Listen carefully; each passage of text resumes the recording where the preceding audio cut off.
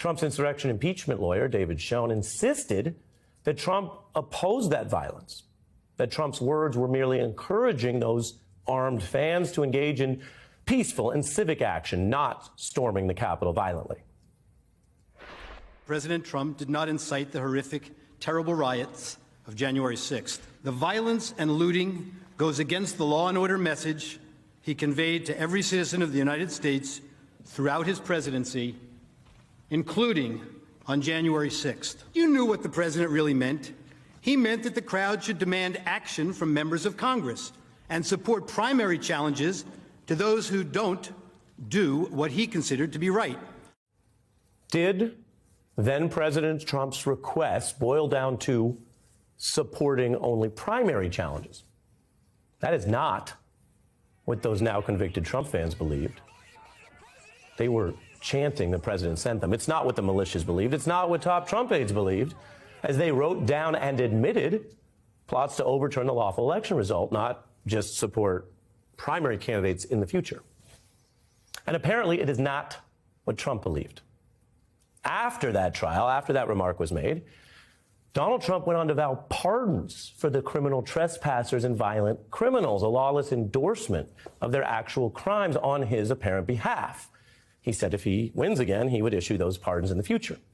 So whatever one thought or claimed then, this is the kind of defense that did not age well, especially against the over 150 pages of new evidence released Monday, with more of this January 6th report slated to come out tomorrow.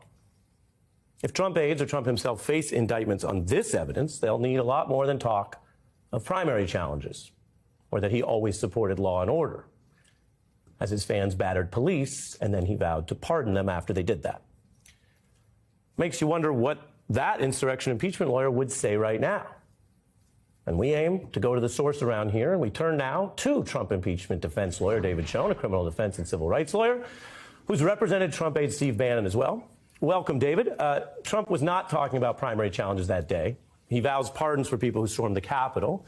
How do you respond to all of this damning evidence now? I think some of the response will be just what it was then. I think we'll be pointing to the words of his speech in which he called for peaceful demonstrations. That always seems to be omitted from the story. Then why pardon the violent ones? I don't know that he would pardon the violent ones, quite frankly. He vowed to pardon them. Can I? Yeah. Well, he'll pardon those. If he is in that position again, he'll pardon the people who he believes deserve being pardoned. Listen, a premise to all of this is, of course, I understand that Donald Trump believes with his heart and soul that the election was stolen from him, and he acted based on that belief of his. We can get into that belief. I just want to get you on the record. We can get into that belief. We have time. But just on that point, vowing to pardon the people who stormed the Capitol, the special people, as he said, is a long ways from your claim that this was about supporting future primary challenges, is it not? If you're talking about people who committed violence that day, that's a different story. He doesn't believe that all of the people who, what you call, stormed the Capitol that day committed violent acts. And so he would differentiate between the two of them. Listen, right, well, I can't speak 100% today. Let's pick on that, and then I'll let you continue. You're saying what I said, storm. No. What the federal courts have convicted in over 400 cases is breaking the law. I imagine as a lawyer, you don't support people breaking federal criminal law to go into the Capitol during the certification. You don't support that. That's what I'm referring to. Why pardon that? How do you defend that? Well, first of all, a pardon wouldn't be triggered unless someone had been convicted, as you well know. But no, you can don't have a preemptive pardon. If you want to talk law with me, you can have a preemptive pardon. You don't have to wait for conviction. You can have a preemptive pardon. That's right. That's right. Go on. Anyway, so I can only go back to the same point I've made. He would distinguish between those people who committed violence and those people who didn't, those people who were caught up in it. Many people pled guilty because they were incarcerated for a long period of time. They thought unfairly. And so pleading guilty was a better course of action to them, but they didn't commit acts of violence. Those are the kind of people I think would be, but that's not, again, I don't want to over-lawyer it, but that's not supporting a primary challenge in a future election, is it?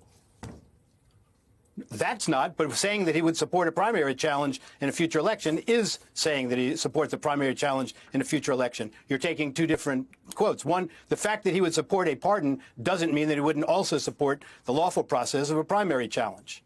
Yes, but what's important for the record is in the insurrection impeachment defense, you made the claim that his words that day were only about fighting those primary challenges. That didn't turn out to be true.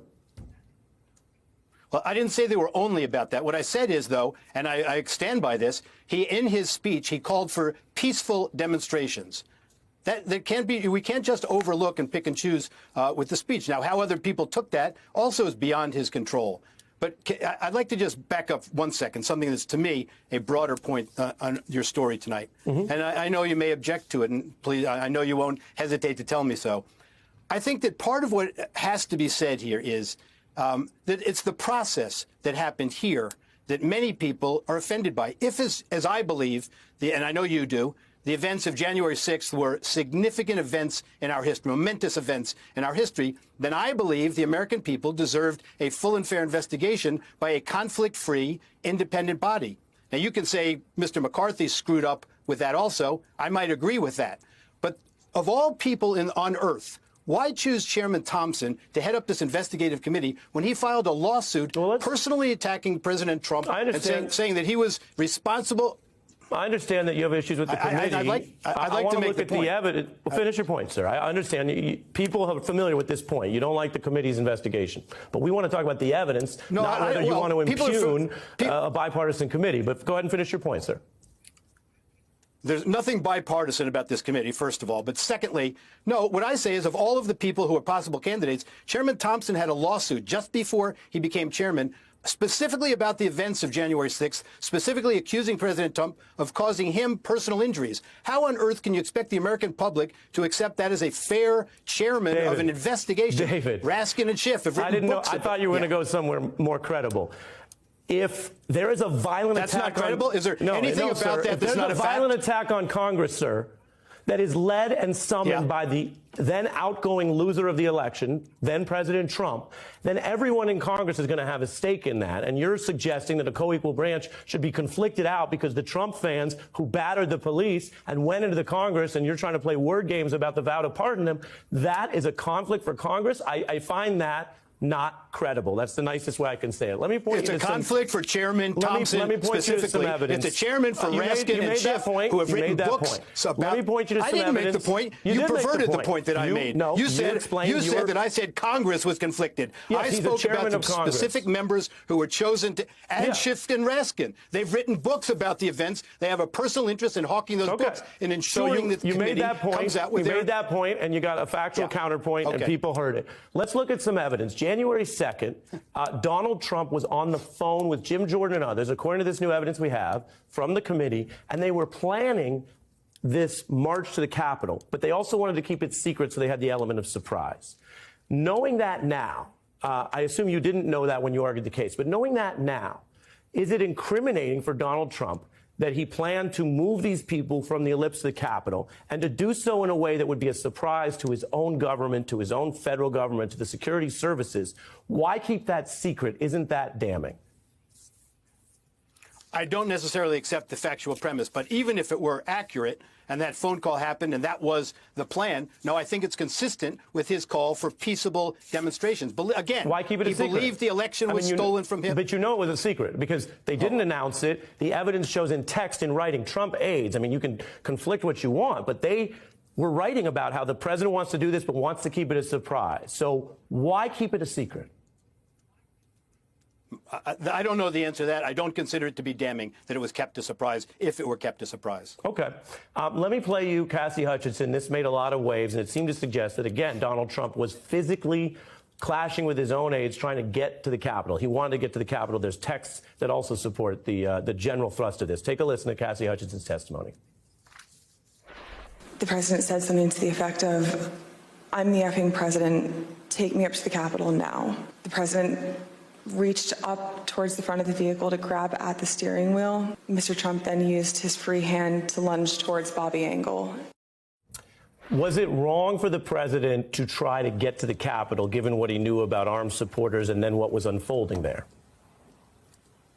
With all due respect to Ms. Hutchison, what's wrong is for the American people to be presented with testimony that's not subject to cross-examination. As I would imagine you know, there's a dispute about what happened during those events. This is the problem with not having a ranking minority member on a committee. There's no insulation. There's no cross-examination. There's no testing of credibility. So I don't accept as true any testimony that's not subject to cross-examination. That's part of why I say the process is so important. Let me ask you, because you also represented Steve Bannon, by that logic, if this is something where you want other views in there, why not have more individuals cooperate? About 30 people pled the Fifth Amendment, which is their constitutional right, but also raises questions about the other claim you're making. You know, a lot of your arguments seem to go on both sides. It's like, well, there should be more testimony, but you're representing people who took great legal risks to avoid cooperating. Well, I didn't say there should be more testimony there. I said there should be cross-examination. People didn't cooperate, many of them, because they felt the committee was a complete sham, a political show trial. By the way, not just those people. Last month, the Washington Post reported that the committee staffers were complaining that Representative Cheney was making this Cheney 2024 campaign, that the focus was singularly on Donald Trump rather than on fact-finding. 2 days ago, ABC reported Liz Cheney said the goal is to get Donald Trump from ever holding office again. And you said earlier that the mainstream media seems to be ignoring it now or not speaking out so loudly. Wall Street Journal spoke out pretty loudly about it today when they said this risks taking the scourge of criminalizing political differences to new heights. That's a pretty strong statement. Well, I think one that's issue, part of my answer. I appreciate you. Look, I appreciate you taking the questions here as someone who's defended Trump in the impeachment process. But when you keep attacking process and the committee, you seem like you don't want to discuss the evidence. And that makes you look a little bit like some of these recalcitrant witnesses.